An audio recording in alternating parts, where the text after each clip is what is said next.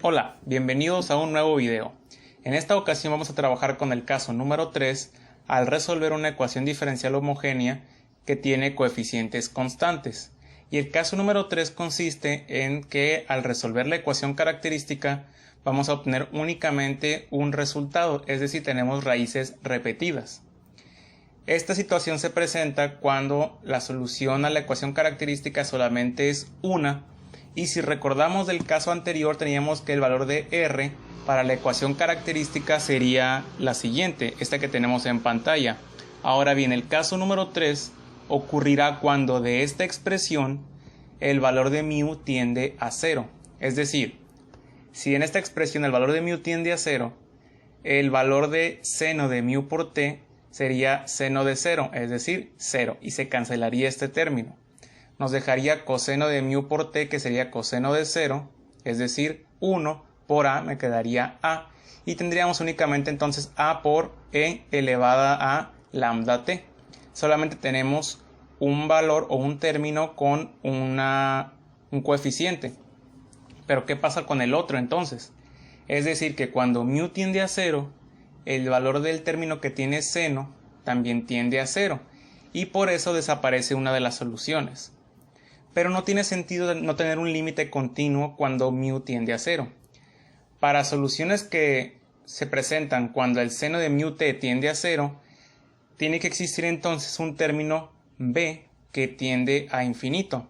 Entonces lo que vamos a hacer para encontrar la solución general al caso número 3 es poner la solución utilizando las condiciones iniciales, es decir, que x de 0 sea igual a x subíndice 0 y el valor de 0 sustituido en la primera derivada de x sea igual a u subíndice 0. Y vamos a sustituir esas condiciones iniciales en la solución del problema, este que tenemos aquí, y vamos a encontrar entonces una expresión para la solución general. De manera que x de t es igual a esta expresión. Esta es una solución general para el caso anterior. De aquí vamos a considerar entonces que vamos a sustituir el valor de 0 en esta expresión y eso lo vamos a igualar a x subíndice 0. Entonces voy a colocar ceros en los valores que corresponden a términos que contienen el valor de t. Es decir, aquí en el exponente, lambda por t me quedaría lambda por 0, que sería 0. Aquí tendríamos lambda por t, que sería lambda por 0, sería 0, y aquí también. Entonces esto va a ser igual a x subíndice 0. Pero este seno de 0 se cancelaría. El coseno de 0 es 1, entonces esta expresión me quedaría a por e a la 0. E a la 0 sería 1. Es decir, entonces todo esto se convertiría únicamente en a igual a x subíndice 0. Y de la segunda condición nos dice que tenemos que trabajar con la derivada. Entonces esta expresión que tenemos aquí, vamos a calcular su derivada, que sería la derivada del primer término por el segundo más el primer término por la derivada del segundo.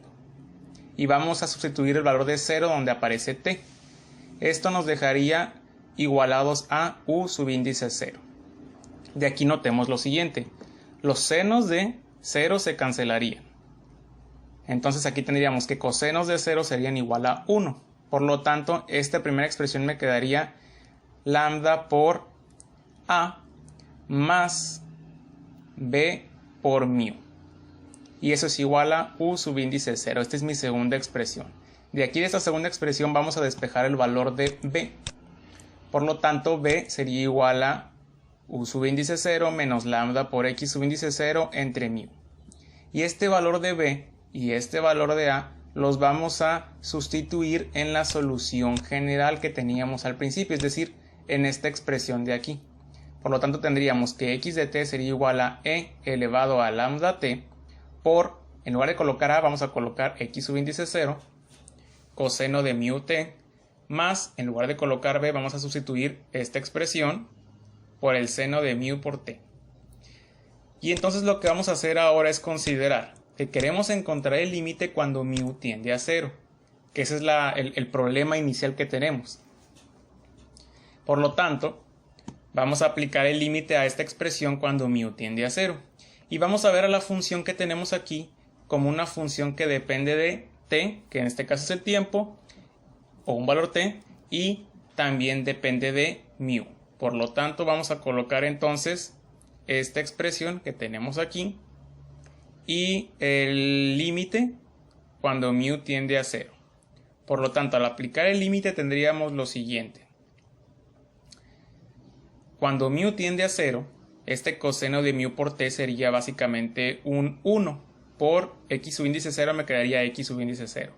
Más, de aquí, este término que tengo en el numerador lo voy a poner aquí de esta forma, porque estos dos términos que tienen mu los voy a colocar dividiéndose seno de mu t entre mu. ¿Por qué? Porque es al que le voy a tener que aplicar el límite cuando mu tiende a 0. A esta expresión de aquí ya le apliqué el límite, pero me falta el problema con esta expresión que tenemos en pantalla, esto de aquí. Entonces, si yo quiero aplicar el límite cuando mu tiende a 0, aquí voy a tener un problema porque tengo un mu en el denominador. Si aplico el valor de 0 se va a indefinir. Voy a tener que aplicar la regla del L'Hopital. La regla del L'Hopital establece que para poder resolver esta expresión lo que tengo que hacer es derivar tanto el numerador como el denominador con respecto a la variable de interés, en este caso mu. Por lo tanto, derivada de seno de mu por t sería t coseno de mu por t. Y la derivada de mu sería 1. Y ahora sí ya podemos aplicar el límite. El límite sería entonces que cuando mu tiende a 0, esto me quedaría t por el coseno de 0, es decir, t entre 1. Por lo tanto, toda esta expresión se convertiría en t. Esta es la expresión ya resumida. Y este valor de u subíndice 0 menos lambda x subíndice 0 es una constante que tenemos que considerar. Por lo tanto, la solución general para el caso número 3 me quedaría que x subíndice 0 es una constante 1, más toda esta expresión sería la segunda constante 2 por t. Y todo eso está multiplicado por e elevado a lambda t. Pero recordemos que lambda sería nuestro valor de r, por lo tanto vamos a poner rt. Y entonces esta sería la solución general para el caso número 3. Vamos a ver un ejemplo donde se aplica este caso. Nos pide resolver la ecuación diferencial que se nos presenta cuando las condiciones iniciales que se presentan en pantalla tenemos aquí x de 0 es igual a 1 y x' de 0 sería igual a 0. Entonces lo que vamos a hacer es lo siguiente, aplicar primero el ansatz. Como es una ecuación diferencial homogénea con coeficientes constantes, vamos a considerar que la solución sea e elevado a rt.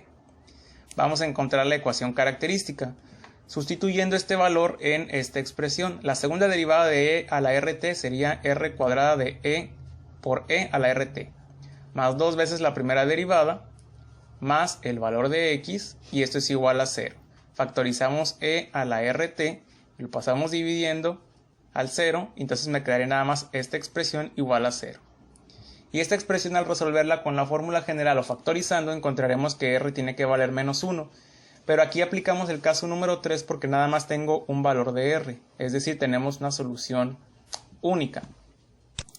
El caso número 3 entonces me dice que tengo que aplicar esta expresión, que es la solución general. Por lo tanto, si r vale menos 1, la expresión me quedaría que aquí voy a tener un menos t, porque este término era e a la rt. Como r vale menos 1, me quedaría e a la menos t. Esta es la solución general. Pero como tengo condiciones iniciales, para resolver el problema por completo, estas son mis condiciones iniciales, tengo que colocar la solución general y tengo que calcular su derivada. Su derivada entonces sería la derivada del primer término, que sería básicamente c subíndice 2, por el segundo, más el primer término por la derivada del segundo, que sería este. Y factorizando me quedaría básicamente esta expresión. Como los dos tienen en común e a la menos t, voy a factorizarlo y me quedaría entonces c2, y este menos que quedó va a multiplicar estos dos términos, por lo tanto me quedaría menos c1 menos c2t, y todo eso está multiplicado por e a la menos t. Primera condición inicial es que x de 0 es igual a 1. Voy a sustituir este valor de 0 en esta expresión, la primera, que me quedaría c1 más c2 por, en lugar de t voy a poner un 0, en lugar de t voy a poner un 0, y esto debe ser igual a 1 de acuerdo a la condición inicial. C2 se cancelaría porque está multiplicado por 0, e a la 0 sería 1, entonces me queda únicamente que C1 es igual a 1. Y de la C derivada tengo que colocar ceros en el valor de t e igualarlo a 0. Si yo hago eso aquí me quedaría C2 menos C1 menos C2 por t, que vale 0, por e a la menos 0. Este término se cancelaría, este sería un 1 que multiplicaría todo esto, entonces me quedaría nada más C2 menos C1 igual a 0, que es la condición inicial. Y como C1 vale 1, C2 también tiene que valer 1 para que esta expresión valga 0. Como ya tengo las coeficientes, lo único que tengo que hacer es sustituirlo en la solución general, que sería entonces que la solución general a la ecuación diferencial es C1, que vale 1, más C2 por t, que vale 1 por t, por e a la menos rt, que en este caso como r vale menos 1 sería menos t. Y esta sería básicamente la solución a nuestro problema con el caso número 3. Si te gustó el video, dale like, suscríbete, comparte, deja tus comentarios y nos vemos en el próximo video.